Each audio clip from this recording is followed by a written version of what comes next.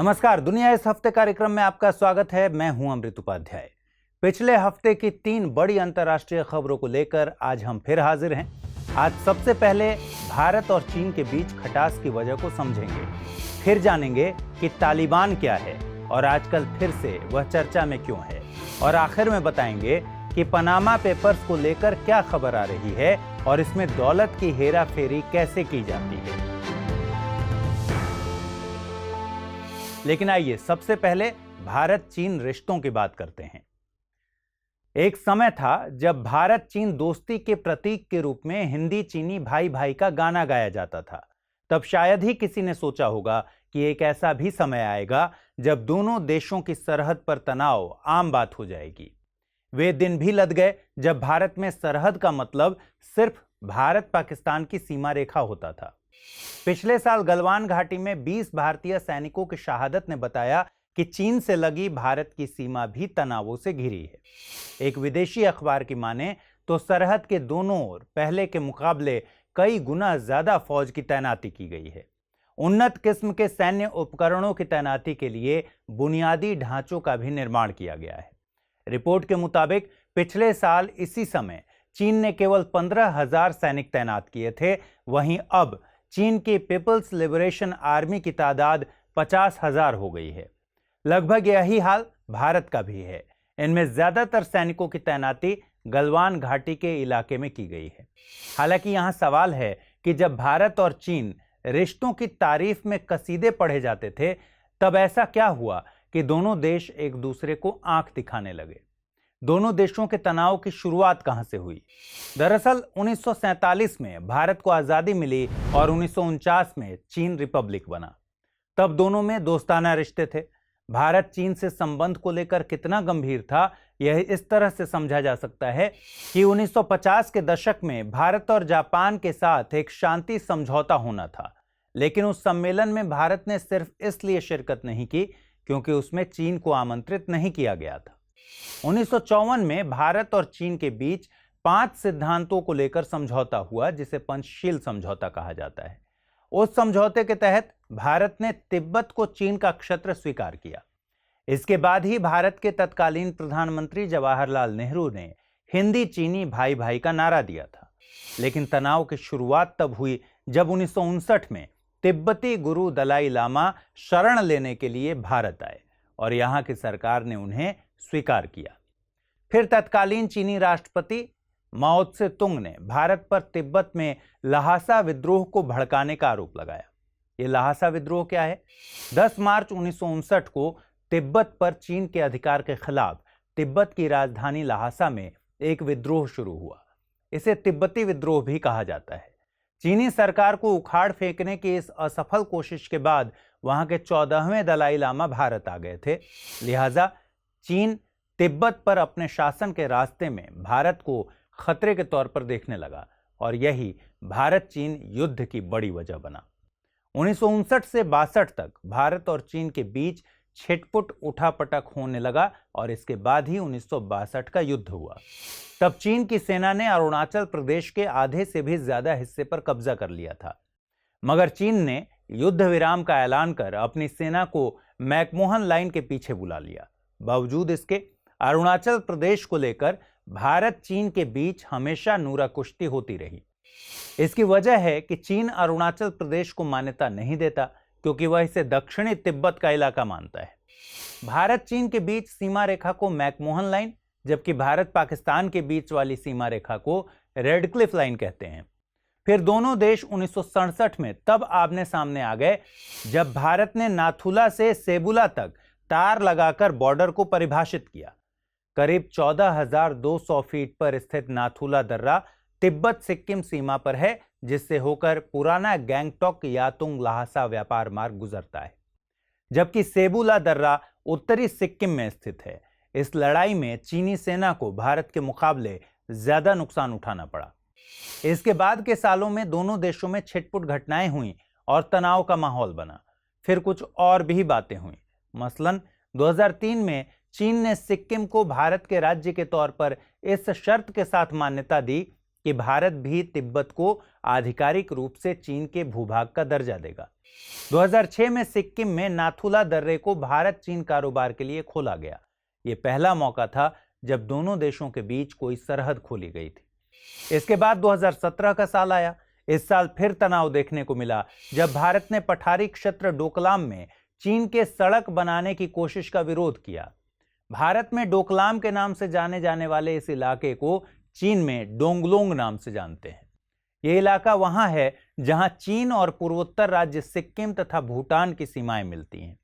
हालांकि इसमें सीधा झगड़ा भारत का चीन से नहीं है। दरअसल भूटान और चीन दोनों इस इलाके पर अपना दावा करते हैं और भारत भूटान के दावे का बस समर्थन करता है। दरअसल भारत को फिक्र थी कि इस सड़क का काम पूरा हो गया तो देश के उत्तर पूर्वी राज्यों को देश से जोड़ने वाली 20 किलोमीटर चौड़ी कड़ी, जिसे चिकन नेक भी कहते हैं, उस पर चीन की पहुंच बढ़ जाएगी। ये वही इलाका है जो भारत को सेवन सिस्टर्स नाम से जाने जाने वाले पूर्वोत्तर राज्यों से जोड़ता है और सामरिक रूप से बेहद अहम है। हालांकि महीनों तक चली कूटनीतिक कसरतों के बाद 73 दिनों से चला आ रहा विवाद आखिरकार सुलझ गया। दोनों ही देशों के सैनिक पीछे हट गए। इसके बाद मई 2020 में दोनों देशों के सीमा पर हालात बिगड़ने लगे। लेकिन इस बार मुद्दा डोकलाम या अरुणाचल नहीं था, बल्कि चीन के साथ लगी भारत की उत्तरी सीमा को लेकर तकरार थी। लद्दाख की सीमा से लगे पैंगोंग लेक इलाके में दोनों देशों की सेना के बीच झड़प हुई। लेकिन अब लद्दाख इलाके के पैंगोंग झील और गलवान घाटी का तनाव भी धीरे धीरे खत्म हो गया और दोनों ही देशों की सेना पीछे हट गई। बात चाहे डोकलाम की हो या फिर गलवान घाटी की, इनमें तनाव को कम करने के पीछे चीन की रणनीति बताई जाती है। क्योंकि चीन एक ताकतवर देश है और संयुक्त राष्ट्र के सुरक्षा परिषद का परमानेंट मेंबर है, इसलिए इस झगड़े को लंबे वक्त तक लटकाए रहने से वैश्विक बिरादरी के बीच सही संदेश नहीं जाता। दूसरी तरफ वर्तमान चीनी राष्ट्रपति शी जिनपिंग ने साल की शुरुआत में ही राष्ट्रीय सुरक्षा कानून की समीक्षा की। इसके बाद सेना से जुड़े अहम नीतिगत फैसलों के लिए चाइनीज कम्युनिस्ट पार्टी यानी सीपीसी के सेंट्रल मिलिट्री कमीशन को पूरी तरह से अधिकार दिया गया। जिनपिंग इस कमीशन के प्रमुख हैं। कहा जाता है कि पहले ये शक्तियां चीनी मंत्रिमंडल के पास थीं, लेकिन इस नए आदेश के बाद अब सेना से जुड़े फैसलों में मंत्रिमंडल का कोई दखल नहीं होगा। इसके अलावा चीन ने आर्मी के पश्चिमी कमान के प्रमुख को हटाया है और उनकी जगह नई नियुक्ति की गई है। ऐसा माना जा रहा है कि शी जिनपिंग की यह कार्रवाई चौंकाने वाली है, क्योंकि चीन की सेना में इस तरह के फैसले कोई आम बात नहीं है। आइए बढ़ते हैं अगली खबर की तरफ। 2001-2 में एक चरमपंथी संगठन दुनिया भर में खासा चर्चा में रहा था। अफगानिस्तान में फल फूल कर बड़ा होने वाला यह संगठन न केवल वहां की सत्ता पर काबिज रहा, बल्कि दुनिया भर में आतंकी वारदातों की इबारत भी लिख रहा था। तब बोको हराम और हुती विद्रोहियों जैसे चरमपंथी गुट की कोई चर्चा भी नहीं थी। हम बात कर रहे हैं चरमपंथी गुट तालिबान की, जो 2001 में अफगानिस्तान पर अमेरिकी हमले के बाद सत्ता से दूर हो गया था। लेकिन अब वहां से अमेरिकी सेना की वापसी के फैसलों के बाद से फिर से वह सरकार पर हावी हो रहा है। अमेरिकी राष्ट्रपति जो बाइडेन ने इसी साल सितंबर तक अफगानिस्तान से अमेरिकी सेना की वापसी का ऐलान किया है। ऐसे में तालिबान फिर से तख्ता पलट की ओर तेजी से बढ़ रहा है। हमने इसी कार्यक्रम में अफगानिस्तान पर अमेरिकी हमले की कहानी 15 जून के एपिसोड में बताई थी। अफगानिस्तान पर अमेरिकी हमले की वजह और इस पूरे मामले को जानने के लिए आप हमारा वो वीडियो देख सकते हैं। वीडियो का लिंक डिस्क्रिप्शन में मिलेगा। वैसे देखा जाए तो 2018 में ही तालिबान और अमेरिका के बीच बातचीत शुरू हो गई थी। 2020 में दोहा में दोनों पक्षों के बीच एक समझौता भी हुआ। इसमें अमेरिका ने अफगानिस्तान से अपने सैनिकों को हटाने का वादा किया, तो वहीं तालिबान अमेरिकी सैनिकों पर हमले बंद करने पर राजी हो गया। समझौता यह हुआ कि तालिबान अपने नियंत्रण वाले इलाके में अल-कायदा और दूसरे चरमपंथी संगठनों के प्रवेश पर पाबंदी लगाएगा और राष्ट्रीय स्तर की शांति बातचीत में तालिबान भी शामिल होगा। लेकिन अब जबकि अमेरिकी सैनिक अफगानिस्तान से विदा होने की तैयारी कर रहे हैं, तब तालिबानी समूह तेजी से देश में पांव पसार रहा है। अब सवाल है कि यह तालिबान है क्या और इसका जन्म कैसे हुआ। आइए आपको बताते हैं। अरबी भाषा में एक लफ्ज है तालिब। इसका मतलब होता है स्टूडेंट। इसी से निकला है तालिबान। पश्तो जुबान में तालिबान शब्द का इस्तेमाल छात्रों के लिए किया जाता है। 90 के दशक में अफगानिस्तान के दक्षिण हिस्से में एक सुन्नी इस्लामिक सुधारवादी आंदोलन की शुरुआत हुई, जिसे तालिबान आंदोलन नाम दिया गया। इस आंदोलन के सदस्य वही लोग बन सकते थे जो पाकिस्तान और अफगानिस्तान के मदरसों में पढ़ते थे। उधर अमेरिका और सोवियत संघ के बीच शीत युद्ध चल रहा था। दोनों ही देश वैचारिक और भौगोलिक स्तर पर अपना विस्तार करने के लिए एड़ी चोटी का जोर लगा रहे थे। इसी कड़ी में 1979 में सोवियत संघ ने अफगानिस्तान पर हमला कर दिया था।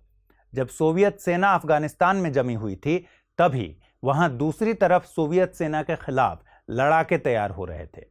ऐसा कहा जाता है कि इन लड़ाकों को अमेरिका और सऊदी अरब आर्थिक मदद मुहैया करा रहे थे। 80 के दशक में मुल्ला उमर समेत 90,000 लड़ाकों को ट्रेनिंग दी गई थी। ये वही मुल्ला उमर हैं जो बाद में तालिबान के मुखिया बने। 90 के दशक में जब अफगानिस्तान में सोवियत संघ द्वारा बनाई गई सरकार मोहम्मद नजीबुल्लाह की सरकार का पतन हो गया, तब सोवियत संघ अफगानिस्तान से अपने सैनिकों को वापस बुलाने लगा। सोवियत संघ के अफगानिस्तान से जाने के बाद वहां पर कई गुटों में आपसी संघर्ष शुरू हो गया। यह गृह युद्ध में तब्दील हो गया और यह 1992 से 1996 तक चला। इसी दौरान अहमद शाह मसूद के नेतृत्व में अफगान मुजाहिदीन ने अफगानिस्तान की राजधानी काबुल को घेर लिया। सैयद मोहम्मद नजीबुल्लाह के नेतृत्व में अफगानिस्तान में सरकार की स्थापना हुई। हालांकि इस दौरान देश में अस्थिरता का माहौल बना रहा। 1994 में अफगान मुजाहिदीन का ही एक अंग तालिबान देश में उभरा। यही वह समय था जब तालिबान तेजी से उभरा और बेहद मजबूती से वहां पैर जमाने लगा। तालिबानी अफगानिस्तान और पाकिस्तान के बीच फैले पश्तून इलाके में शांति और सुरक्षा की स्थापना के साथ साथ शरिया कानून को लागू करने का वादा करने लगे थे। इसी दौरान दक्षिण पश्चिम अफगानिस्तान में तालिबान का प्रभाव तेजी से बढ़ा। 1995 में तालिबान ने ईरान की सीमा से लगे हेरात प्रांत पर कब्जा किया। देखते ही देखते 1996 में तालिबान ने अफगानिस्तान की राजधानी काबुल पर कब्जा कर लिया। 1996 से लेकर 2001 तक अफगानिस्तान में तालिबानी शासन के दौरान मुल्ला उमर देश का सर्वोच्च धार्मिक नेता था। उसने खुद को हेड ऑफ सुप्रीम काउंसिल घोषित कर रखा था। हालांकि पहल जब तालिबान सत्ता में आए तब लोगों ने इनका स्वागत ही किया। इसकी वजह थी कि आम लोग मुजाहिदीन की ज्यादतियों और आपसी लड़ाई से ऊब गए थे। भ्रष्टाचार पर लगाम कसने, सड़कों का निर्माण और कारोबारी ढांचा व सुविधाएं मुहैया कराने के चलते शुरू में तालिबानी शासन बेहद पसंद किया गया।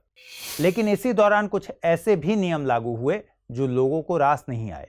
सजा देने के इस्लामिक तौर तरीकों को लागू किया गया, जिसमें हत्या के दोषियों को सार्वजनिक तौर पर फांसी दी जाती थी। चोरी के मामले में दोषियों के अंग काट लिए जाते थे। पुरुषों के लिए दाढ़ी और महिलाओं के लिए पूरे शरीर को ढकने वाले बुर्के का इस्तेमाल जरूरी कर दिया गया था। वहीं 10 साल और उससे ज्यादा उम्र की लड़कियों के स्कूल जाने पर रोक लगा दी गई थी। विडंबना देखिए कि जिस तालिबान का ही अर्थ होता है छात्र, उसी समूह के लोग लड़कियों की शिक्षा के खिलाफ थे। नोबेल पुरस्कार विजेता मलाला यूसुफजई को स्कूल जाने के चलते ही तालिबानियों ने गोली मारी थी। ऐसे में तालिबानियों के खिलाफ लोगों में गुस्सा भड़कने लगा।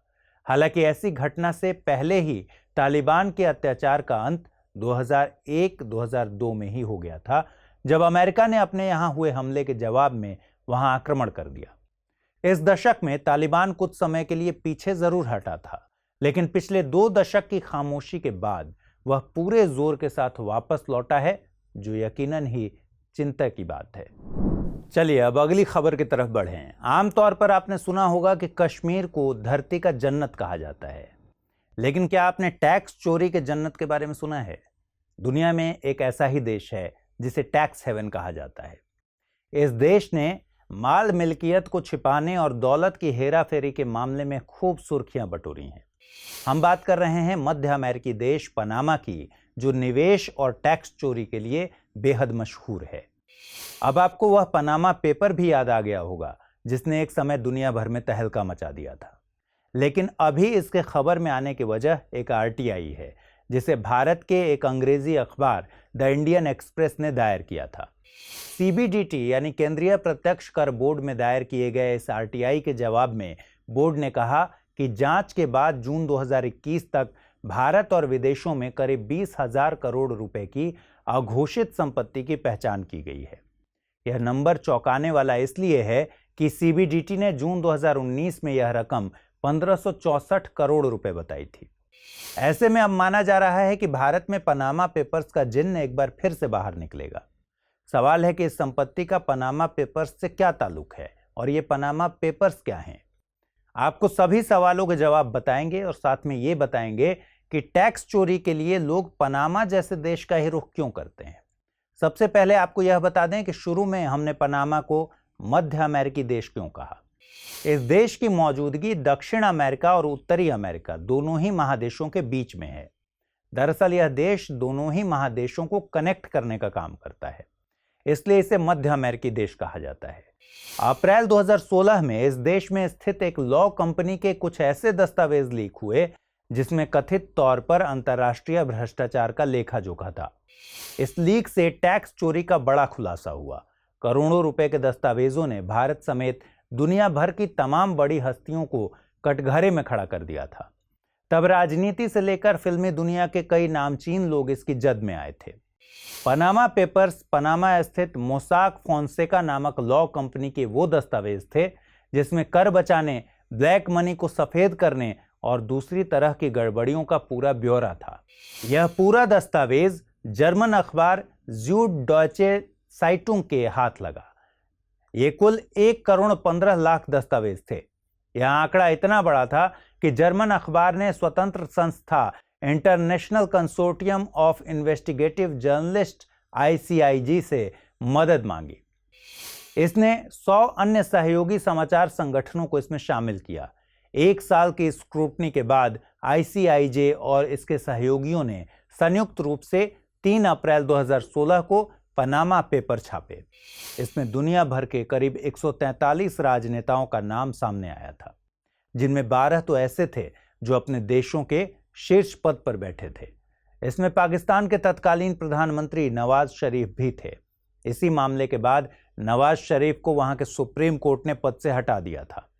इतना ही नहीं, इसमें करीब 500 भारतीयों का भी नाम था, जिनमें करीब 300 से ज्यादा लोगों की पुष्टि भी हो चुकी है। तब इसे लेकर भारत में भी तमाम तरह की जांच हुई। प्रधानमंत्री की सलाह पर कई एजेंसियों का ग्रुप बनाया गया, जिसमें CBDT और RBI को शामिल किया गया।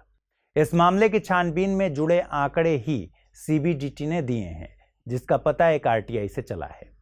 अब यहां पर एक सवाल मन में आता है कि आखिर यह सब होता कैसे है, इस पूरी हेराफेरी को अंजाम कैसे दिया जाता है। आइए आपको पूरी कहानी समझाते हैं। आपने अक्सर ही खबरों में एक टर्म सुना होगा, मनी लॉन्ड्रिंग। भारत में मनी लॉन्ड्रिंग को लोकप्रिय रूप में हवाला लेन देन के रूप में जाना जाता है। भारत में यह सबसे ज्यादा 1990 के दशक में लोकप्रिय हुआ था, जब इसमें कई नेताओं के नाम उजागर हुए। इसका मोटे तौर पर मतलब होता है ब्लैक मनी को व्हाइट करना। इसमें अवैध तरीके से कमाए गए काले धन को वैध तरीके से कमाए गए धन के रूप में दिखाने की तरकीब लगाई जाती है। मनी लॉन्ड्रिंग के जरिए धन ऐसे कामों या निवेश में लगाया जाता है कि जांच करने वाली एजेंसियां भी धन के असल स्रोत का पता नहीं लगा पाती। पूरी बात का निचोड़ ये कि मोसाक फोंसेका लोगों को ऐसे ही धन को ठिकाने लगाने का रास्ता दिखाती है। यह विदेशियों को पनामा में शेल कंपनीज बनाने में मदद करती है। इसके जरिए लोग अपना नाम या पता बताए बिना वित्तीय संपत्ति खरीदते हैं। इस कंपनी के अधिकारी अपने ग्राहकों को पनामा के अलावा दूसरे देशों में भी शेल कंपनीज बनाने में मदद करते हैं। आप सोच रहे होंगे कि यह शेल कंपनी क्या चीज है। शेल कंपनीज वे हैं जो ऊपर से देखने पर सामान्य कंपनी मालूम पड़ती हैं, लेकिन वह किसी पर्दे की तरह होती है जिसकी आड़ में बहुत कुछ छिपाया जाता है। यह कंपनी पैसे का प्रबंधन करती है। पैसे किसके हैं यह सच्चाई छिपा लेती है। इस प्रबंधन में वकील, अकाउंटेंट और यहां तक कि दफ्तर के सफाई कर्मी भी शामिल कर लिए जाते हैं। इस तरह की कंपनियों को एक और नाम दिया जाता है, लेटर बॉक्स कंपनियां। इसकी वजह है कि ये कंपनियां एक पते के अलावा और कुछ नहीं होती। लोगों की दौलत को ठिकाने लगाने वाली इन कंपनियों का खुद का ठिकाना नहीं होता।